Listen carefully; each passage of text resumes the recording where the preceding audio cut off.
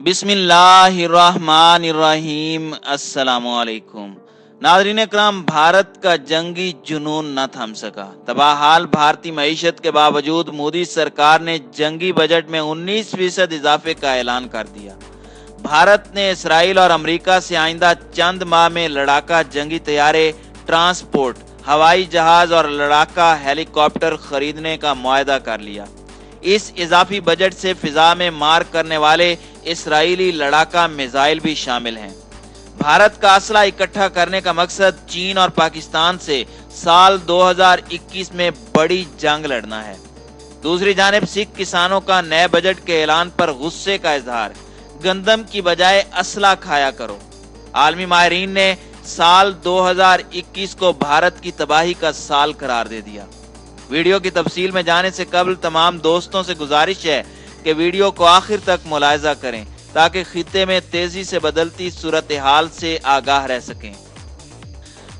ناظرین اکرام، بھارت اس وقت معاشی حالات میں سخت مشکلات کا شکار ہے۔ کانگریس نے اپنے آخری 10 سالہ دور میں ڈاکٹر منموہن سنگھ کی وزارت عظمیٰ میں بھارت کو معاشی طور پر بہت مستحکم کر دیا تھا۔ بھارت نے منموہن سنگھ کے دور میں زبردست ترقی کی۔ ڈاکٹر منموہن سنگھ دنیا کو یہ باور کرانے میں کامیاب رہے کہ بھارت 1.25 ارب سے زائد انسانوں کی سرزمین ہے، جہاں پر کسی بھی سرمایہ دار کے لیے کامیابی کے مواقع بہت زیادہ ہیں۔ اسی طرح انہوں نے بھارت کو ایک بہترین مارکیٹ کے طور پر دنیا میں اجاگر کیا اور بھارتی آبادی کے زیادہ حجم سے بھی فائدہ اٹھایا۔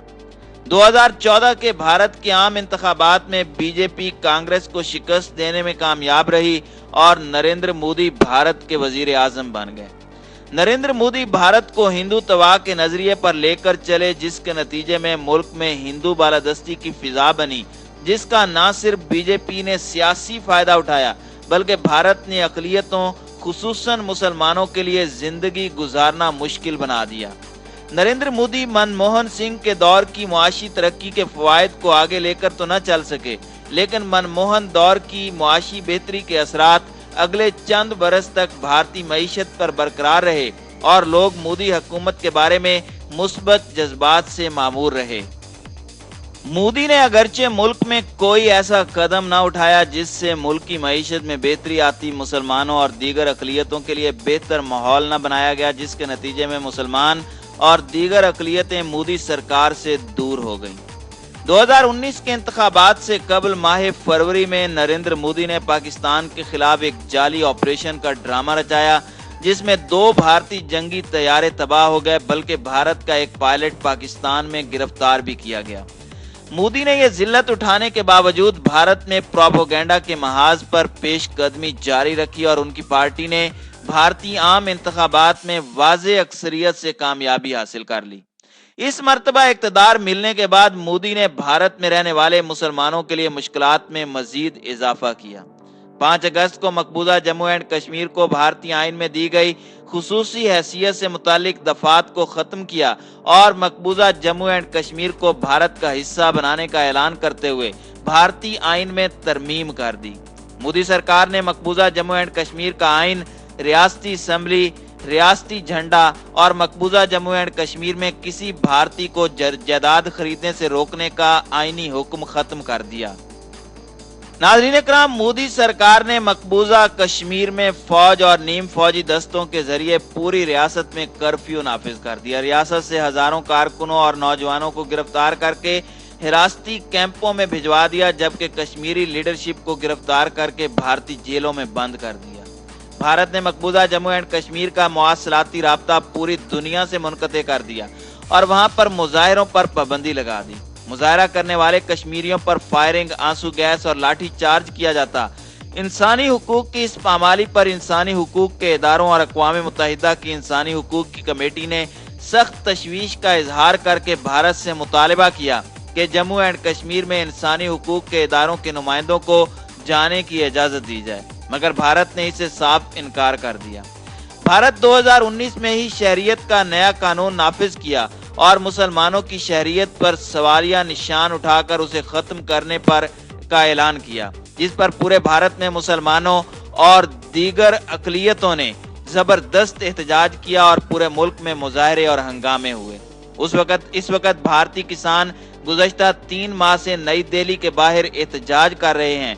कोरोना ने भारतीय मईशत का भुरकस निकाल दिया है, मगर बीजेपी हुकूमत पर इन बातों का कोई असर नहीं हो रहा। भारत के आइंदा साल के बजट में जंगी जुनून में मुब्तला भारतीय हुकूमत ने जंगी बजट में 19% इजाफा कर दिया है। खरबों रुपए के इजाफी बजट से भारत लड़ाका जंगी तैयारे, ट्रांसपोर्ट, हवाई जहाज और लड़ाका हेलीकॉप्टर खरीदेगा। भारत इजाफी बजट से जमीन से फिजा में मार करने वाले मिसाइल भी खरीदेगा। बीजेपी की हुकूमत में 19% का ये इजाफा गुज़श्ता 15 बरस में भारत के फौजी बजट में सबसे बड़ा इजाफा है। नाज़रीन इकराम, भारतीय वजीर खजाना ने जब बजट पेश किया तो भारतीय दारुल हुकूमत के बाहर हजारों एहतजाजी किसान धरना दिए बैठे थे। किसानों के दाखिले को रोकने के लिए सड़कों पर खारदार तारें लगा दी गई थी और सड़कों में गड्ढे खोद दिए गए थे। गुज़श्ता बरस भारत की मईशत में पहली तिमाही में 23.9% की कमी हुई थी। भारत ने अपने जंगी बजट में 47 खरब 81 अरब भारतीय रुपए का इजाफा किया, जो पाकिस्तानी रुपए में 80 खरब रुपए है। भारत के जंगी बजट में 65.4 अरब डॉलर की रकम रखी गई है। भारत नए फौजी साजो सामान की खरीदारी के बजट में भी 18% इजाफा कर चुका है और इस मकसद के लिए 29.5 खरब पाकिस्तानी रुपए मुख्तस किए गए हैं। भारत के इस बजट को, जिसमें सबसे ज्यादा इजाफा और मुख्तस रकूम जंगी बजट की हैं, कौम ने मुस्तरद कर दिया है। भारत के एहतजाजी किसानों का कहना है कि यह बजट उनके खदशात को दूर करने में नाकाम रहा है। दिल्ली के नायब वजीर आजम ने बजट को मुस्तरद कर दिया है। उनका कहना है कि यह बजट गरीब और मुतवस्सत तबके और किसानों को तबाह करने वाला है। उनका कहना है कि तालीम और सेहत के अखराजात में कमी से लगता है कि मरकज ने कोरोना से कोई सबक नहीं सीखा। मुल्क के सनतकार भी इस बजट से नाखुश हैं। उनको ना तो टैक्स में छूट मिली है और ना ही बैंक सूद में रियायत दी गई है। भारत की फेडरेशन ऑफ बिजनेस ने नए बजट को मायूस कुन करार दिया है। मजदूर तंजीमों का कहना है कि हुकूमत को अपनी मजदूर कुश पॉलिसी पर दोबारा गौर करना चाहिए। नाज़रीन इकराम, भारत की हुकूमत ने अपने दूसरे दौर के दूसरे बजट में जिस तरह जंगी और फौजी बजट में इजाफा किया है, उस पर मुबस्सिरीन हैरान हैं कि वो मुल्क जहां हर बरस हजारों किसान अपनी मुआशी बदहाली की वजह से खुदकुशी कर लेते हैं, वहां जंगी हथियार खरीदने पर खरबों रुपए इस्तेमाल किए जा रहे हैं। इसी तरह जहां करोड़ों लोग खत्ते गुर्बत से नीचे जिंदगी की जिल्लत सह रहे हैं, वहां असले के अंबार इकट्ठे किए जा रहे हैं। भारत के वजीर आजम नरेंद्र मोदी एक बार पाकिस्तान के वजीर आजम से कहा था कि हमारे यहाँ इलाज, भूख, तालीम का हुसूल अहम मसाइल हैं। पाकिस्तान मुखालिफत का रवैया तर्क करके भारत के साथ ताल्लुकात में बेहतरी लाए ताकि दोनों मुल्क गुर्बत से निकल सकें और यह खित्ता खराब मुआशी हालत से बाहर निकल सके। भारतीय वजीर आजम अपने 6.5 साल इक़्तिदार में एक दिन भी अपनी इस बात पर कायम नहीं रहे। वो सिर्फ मुसलमानों के हुकूक सलब कर रहे हैं। उन्होंने भारत को मुआशी तौर पर बदहाली की तरफ धक्का दे दिया है। माहिरीन का कहना है कि अगर भारतीय हुकूमत ने अपना अंदाज न बदला तो भारत की खराब मईशत उसकी सलामती की तबाही का बायस बनेगी।